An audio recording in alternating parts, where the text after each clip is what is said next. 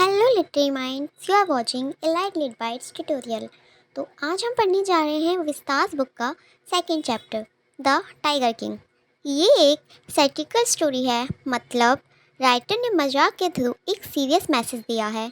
Story एक ऐसे राजा के बारे में है जिसको अपनी मौत के बारे में पहले से ही पता होता है। एस्ट्रोलॉजर्स कहते हैं कि उसकी डेथ एक टाइगर के कारण होगी और वो अपनी ईगो और पावर में ये साबित करना चाहता है कि वो अपनी किस्मत से जीत सकता है, लेकिन एंड में किस्मत उसे हरा देती है in a very funny and ironic way. तो आइए चलिए पढ़ते हैं इस चैप्टर की समरी को। स्टोरी स्टार्ट होती है जब प्रतिबंधपुरम के एक प्रिंस का जन्म होता है।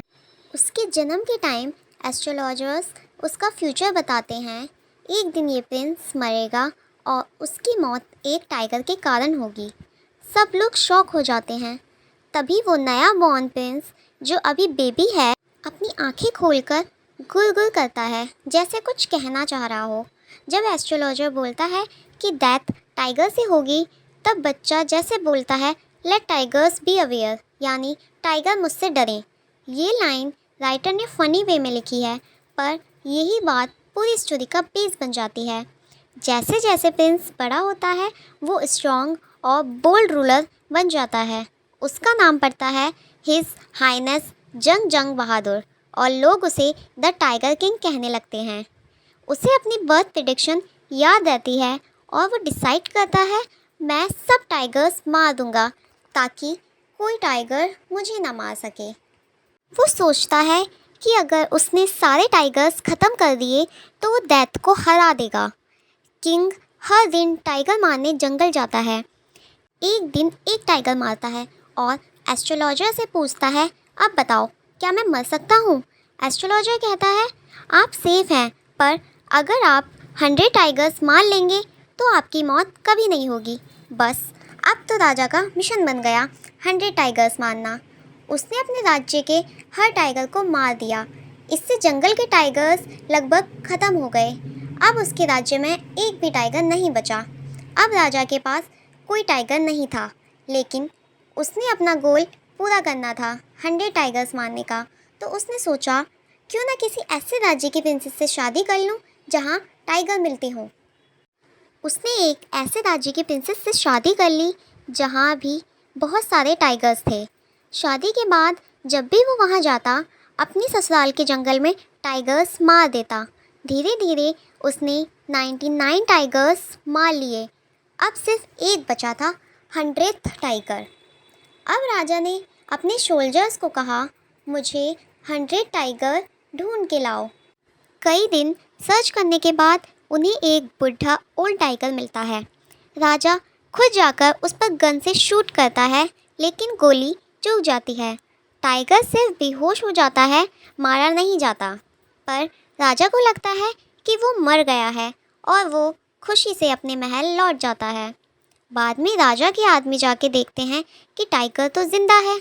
वो उसे मार देते हैं ताकि राजा को सच का पता ही ना चले। पर ये पार्ट स्टोरी का बिग ट्विस्ट है।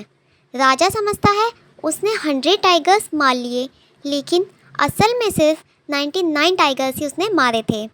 कुछ दिन बाद राजा अपने बेटे के बर्थडे पर बाजार जाता है। वहाँ उसे एक लकड़ी का टाइगर वुडन टॉय दिखाई देता है। वो उसे गिफ्ट के तौर पर ख़रीद लेता है। वो टॉय अच्छे से बना हुआ नहीं होता, उसमें एक छोटा कांटा निकला होता है। जब राजा उस टॉय के साथ खेलता है, वो कांटा उसके हाथ में चुभ जाता है। राजा सोचता है कुछ नहीं हुआ, पर थोड़े दिन बाद इन्फेक्शन बढ़ जाता है। उसकी हालत ख़राब हो जाती है। डॉक्टर्स बुलाए जाते हैं, ऑपरेशन होता है, पर राजा ऑपरेशन टेबल पर मर जाता है। और यहाँ स्टोरी का बिगेस्ट ट्विस्ट ये है, राजा सोचता था उसने टाइगर से मौत को हरा दिया, पर एक वुडन टाइगर, टॉय टाइगर ने उसे ही मार दिया। यानी एस्ट्रोलॉजर की बात सच हो गई। The king would die because of tiger, और वो टाइगर एक लकड़ी का टॉय टाइगर था। मॉरल ऑफ दिस स्टोरी कि किस्मत से कोई नहीं बच सकता। घमंड और ईगो इंसान को अंधा बना देता है। नेचर और डेस्टिनी हमेशा इंसान से ज़्यादा पावरफुल होती है।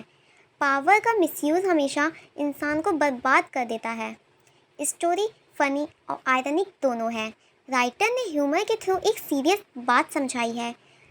कल्कि ने ये दिखाया है कि कैसे राजनेता और रूलर्स अपनी ईगो के चक्कर में नेचर को नुकसान पहुंचाते हैं। And the conclusion is this, the tiger king एक इंटरेस्टिंग और लेसन फिल्ड स्टोरी है जो बताती है कि कोई भी अपनी डेस्टिनी से नहीं बच सकता। राजा चाहे कितना भी पावरफुल हो, लेकिन नेचर और फेट हमेशा लास्ट में जीत ही जाते हैं। So if you find this summary helpful, don't forget to like, share and subscribe. Thank you.